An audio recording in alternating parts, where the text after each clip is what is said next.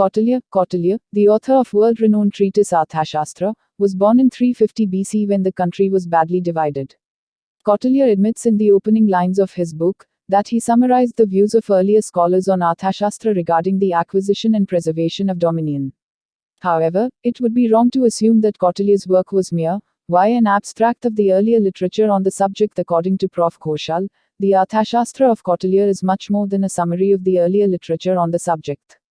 According to him, it involves, in the form of a closer analysis of the earlier ideas and notions, a virtual reconstruction of the science.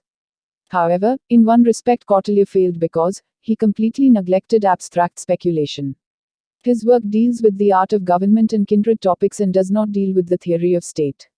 Kautilya, like his predecessors, believed in 7 elements of state, viz.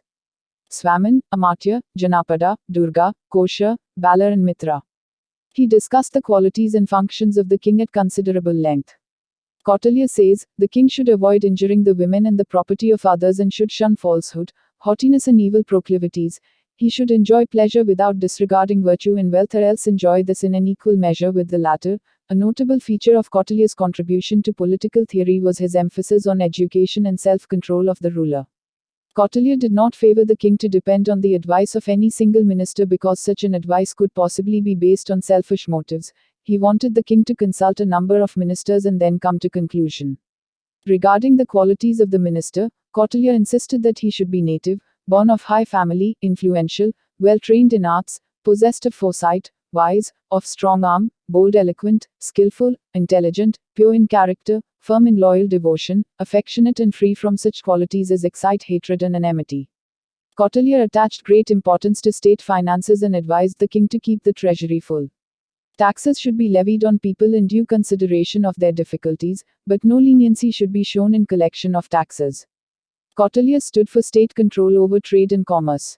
He favored fixation of prices of commodities of day-to-day use so that no hardship was caused to the people. Kautilya wanted the state to regulate and control foreign trade so that the traders and citizens did not smuggle the goods. Kautilya wanted the ruler to work for the moral and social advancement of the people and to develop healthy employer-employee relations.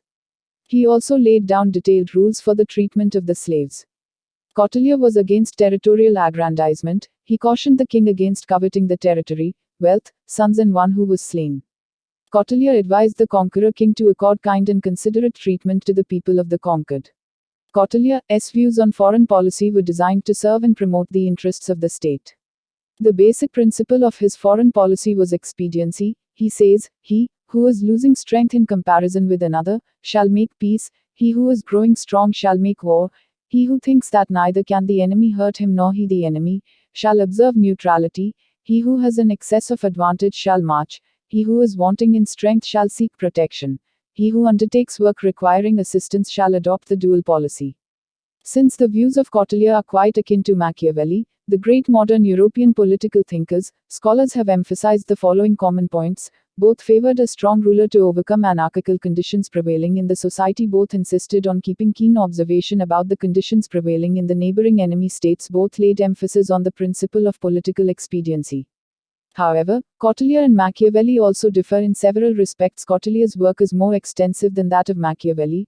While Kautilya concerned himself with security of state, Machiavelli stood for the ideal or territorial aggrandizement.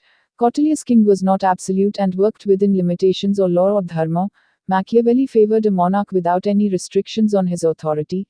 Kautilya permitted a moral statecraft only in extreme cases, while Machiavelli fully sacrificed moral principles.